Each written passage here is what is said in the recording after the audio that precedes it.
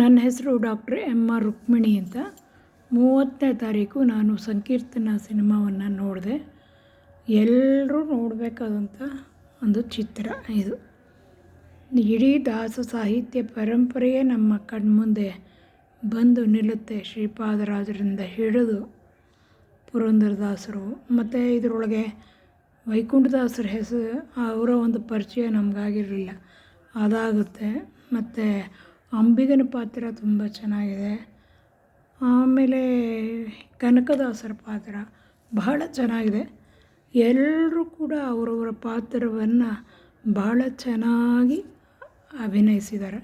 ಒಂದೊಂದು ಹಾಡಿಗೂ ಕೂಡ ಒಂದೊಂದು ಘಟನಾವಳಿಗಳನ್ನು ಸೃಷ್ಟಿ ಮಾಡಿ ದೃಶ್ಯ ಮಾಧ್ಯಮದ ಮೂಲಕ ಜನರಿಗೆ ಏನು ತೋರಿಸಿದ್ದಾರೆ, ಅವರು ಏನು ಸಂದೇಶವನ್ನು ತಲುಪಿಸಿದ್ದಾರೆ, ಇದು ಬಹಳ ನಿಜಕ್ಕೂ ಮನಸ್ಸಿಗೆ ಬಹಳ ಸಂತೋಷ ತರುತ್ತೆ ಮತ್ತು ಆನಂದದಾಯಕ. ಎಲ್ಲರ ಮನಸ್ಸನ್ನು ಮುಟ್ಟುತ್ತೆ, ಅದು ತಟ್ಟುತ್ತೆ. ಮತ್ತು ಹಾಡುಗಳು ಏನು ಅಂದರೆ ರಾಗ ಸಂಯೋಜನೆ, ಅದ್ಭುತ ಗಾಯನ. ನಿಜವಾಗಲೂ ಒಂದು ಹಾಡಿರುತ್ತೆ, ನಾವು ಕೇಳಿರ್ತೀವಿ, ಆದರೆ ಆ ಹಾಡಿನ ಮೂಲಕ ಯಾವ ರೀತಿ ಹಾಡಿದ್ದಾರೆ, ಘಟನೆಯನ್ನು ಸೃಷ್ಟಿ ಮಾಡಿದ್ದಾರೆ ಅಂದರೆ ನಮಗೆ ಆ ಹಾಡು ಸಾಹಿತ್ಯ ಹೇಗೋ ಇದ್ದವರು ಸರಿಯಾಗಿ ಅದು ಫುಲ್ಲು ನಮ್ಮ ತಲೆನಲ್ಲೇ ಕೂತ್ಕೊಂಡ್ಬಿಡುತ್ತೆ ಆ ರೀತಿ. ಉದಾಹರಣೆಗೆ ಜಗನ್ಮೋಹನನೇ ಕೃಷ್ಣ, ಅದ ಒಂದು ಪಾತ್ರ ಸೃಷ್ಟಿ. ಒಬ್ಬಳ ಬಸುರಿಂದಲೇ ಬಂದೆ, ಮತ್ತೊಬ್ಬಳ ಕೈಯಲ್ಲಿ ನೀ ಬೆಳೆದೆ, ಕೊಬ್ಬಿನ ದೈತ್ಯರ ಒಡಲ ಸೀಳಿದೆ, ಇಂಥ ತಬ್ಬಿಬ್ಬಾಟವನಲ್ಲಿ ಕಲಿತೆಯೋ ರಂಗ. ಭಾಳ ಚೆನ್ನಾಗಿ ತೋರಿಸಿದ್ದಾರೆ ಆ ದೃಶ್ಯ. ನನಗೆ ಭಾಳ ಇಷ್ಟ ಆಯಿತು. ಹಾಡಿರೋದು ಅಷ್ಟೇ, ಎಲ್ಲನೂ ಅಷ್ಟೇ. ಏಕೆಂದರೆ ವಿಜಯನಗರ ಸಾಮ್ರಾಜ್ಯದ ಒಂದು ಸಂದರ್ಭದಲ್ಲಿ ಶಿಲ್ಪಕಲೆ, ಸಾಹಿತ್ಯ, ಸಂಗೀತ ಎಲ್ಲದಕ್ಕೂ ಬಹಳ ಪ್ರಸಿದ್ಧಿಯನ್ನು ಪಡೆದಿತ್ತು. ಆ ಒಂದು ವಿಜಯನಗರದ ಒಂದು ಸಾಮ್ರಾಜ್ಯದಲ್ಲಿ ಯತಿವರಣ್ಯರು, ದಾಸವರಣ್ಯರನ್ನ ನಾವು ಕಂಡಿದ್ದೀವಿ. ಶ್ರೀಪಾದರಾಜರು, ಶ್ರೀವ್ಯಾಸರಾಜರು, ಹೀಗೆ ಎಲ್ಲ ವಾದರಾಜರು, ಪುರಂದರದಾಸರು, ಕನಕದಾಸರು, ಹೀಗೆ.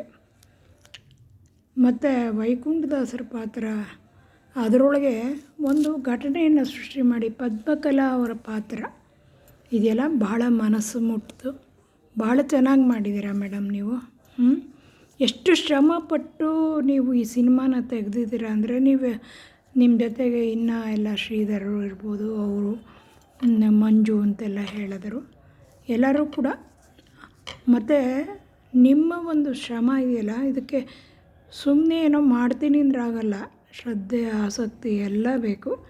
ಎಲ್ಲನೂ ಸಂಪೂರ್ಣವಾಗಿ ಅದರಲ್ಲಿ ತೊಡಗಿಸ್ಕೊಂಡು ನೀವು ಒಂದು ಭಾಳ ಒಳ್ಳೆಯ ಸಿನಿಮಾನ ನೀವು ತಯಾರು ಮಾಡಿದ್ದೀರ.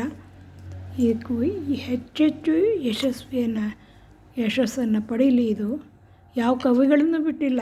ನಾವು ಗಮಕಿಗಳ ಪರಂಪರೆ, ಗಮಕಿ ರಾಘವೇಂದ್ರರಾವ್ ಅಂತ ಕರ್ನಾಟಕದಾದ್ಯಂತ ಪ್ರಖ್ಯಾತಿಯನ್ನು ಹೊಂದಿದ್ದವರು ನಮ್ಮ ತಂದೆಯವರು. ಅಲ್ಲಿ ನೀವು ಕುಮಾರವ್ಯಾಸನ ಪಾತ್ರವನ್ನು ತಂದರೆ ಭಾಳ ಖುಷಿಯಾಯಿತು. ತಿಮ್ಮಣ್ಣ ಕವಿ ತಂದರೆ, ಹಾಗೆ ವೈಕುಂಠದಾಸರ ವಿಷಯ ಎಷ್ಟೋ ಜನ ಗೊತ್ತಿರಲಿಲ್ಲ. ಹೀಗೆ ಎಲ್ಲವನ್ನೂ ಗೊತ್ತುಪಡಿಸುವ ಒಂದು ಬಹಳ ಒಂದು ಒಳ್ಳೆಯ ಚಲನಚಿತ್ರವನ್ನು ನಮ್ಮ ಮುಂದೆ ಎಲ್ಲ ಪ್ರೇಕ್ಷಕರ ಮುಂದೆ ಇಟ್ಟಿದ್ದೀರ. ತಮಗೆಲ್ಲ ಶುಭವಾಗಲಿ. ಹರೇ ಶ್ರೀನಿವಾಸ, ಹರೇ ಶ್ರೀನಿವಾಸ. ಎಲ್ಲರಿಗೂ ನಮಸ್ಕಾರ.